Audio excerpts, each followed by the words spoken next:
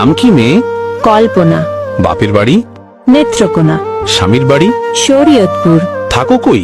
গাজীপুর। কি করো সেথা? সুই সুতা। বুঝলাম না ঠিক। গার্মেন্টস শ্রমিক। অফিস কটায়? সকাল 8টা। হলে দেরি? বলি সরি। ফেরার পালা? রাতের বেলা। বলো কি এটা? কখনো 12টা। এত দেরি? ওভার টাইম করি। ঘুমাও কখন? 2টা যখন। রান্নার সময়? যদি কবু হয়।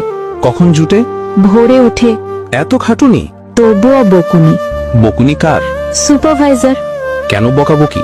কাজ থাকলে বাকি। এত কড়া শাসন? চাকরিটাই এমন। হয় কি সহ্য?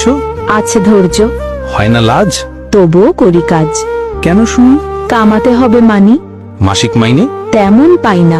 সংসার চলে? গোলে মালে। বলোই কি? অভাবেই থাকি। অসুখ হলে কবু? কাজে যাই তবু। একদিন না গেলে? হাজিরা বোনাস জলে।